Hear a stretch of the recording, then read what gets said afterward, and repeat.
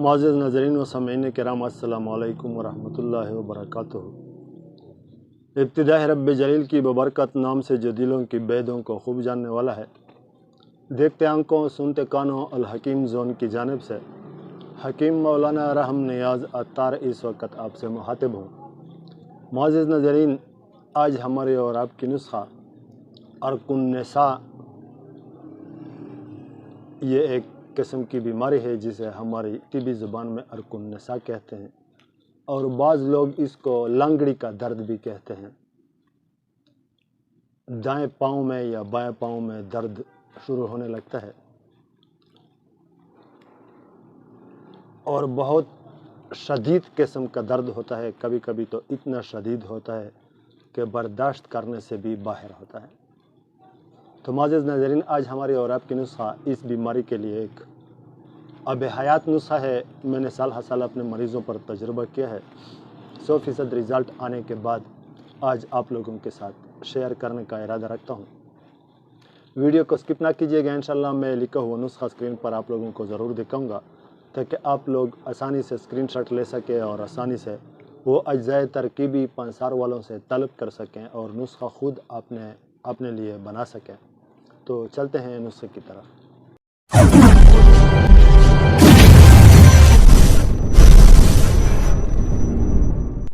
मुअज़्ज़िज़ नाज़रीन, लंगड़ी का दर्द या अर्कुन्निसा ये एक अज़ियतनाक मर्ज़ है। कभी कभी ये दर्द इतना शदीद होता है, इतना शिद्दत के साथ होता है कि मरीज़ इस दर्द को बर्दाश्त करने से आजिज़ हो जाता है। उठ नहीं सकता, चल नहीं सकता और लेटे लेटे भी ये दर्द बहुत ज़्यादा शुरू होने लगता है। कभी कभी खफीफ होता है, कभी कभी हल्का सा दर्द होने लगता है, लेकिन वो हल्का दर्द फिर आहिस्ता आहिस्ता बढ़ता है, इतना ज़्यादा हो जाता है कि कभी कभी तो मामूली सा हरकत करने से भी मरीज़ की चीखें निकलते हैं।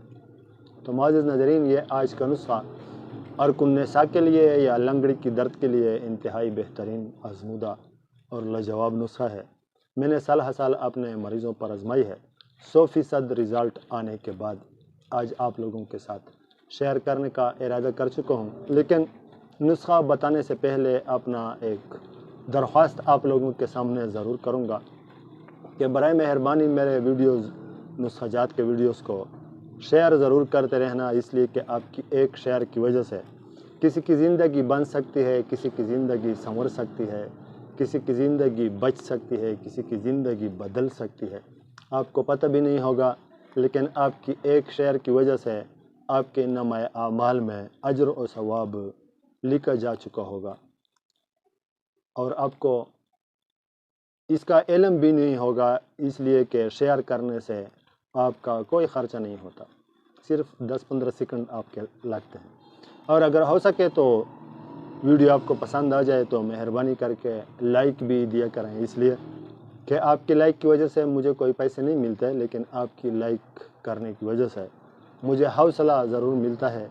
फिर इस किस्म के नुस्खाजात के वीडियोज़ इंशाल्लाह मैं लाता रहूँगा आपके सामने और आप लोगों के साथ शेयर करता रहूँगा।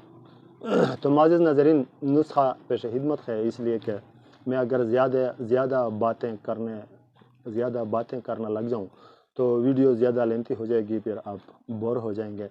वीडियो को ज़्यादा लेंथी होने से बचाना मुनासिब समझता हूँ।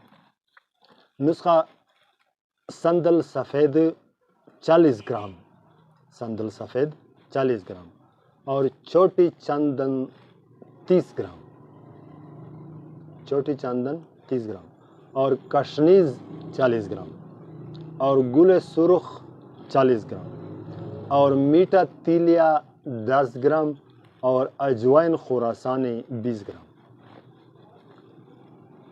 इसको बारीक पीस लें, इतना बारीक पीस लें कि मिसल गुबार बना लें। फिर शहद की मदद से या गोंद पलोसा या गोंद कीकर की मदद से इससे बुने चने के बराबर गोलियां बना लें। जंगली बेर तकरीबन बुने चने के बराबर होती है, जो कि बहुत छोटी होती है अपने साइज़ में।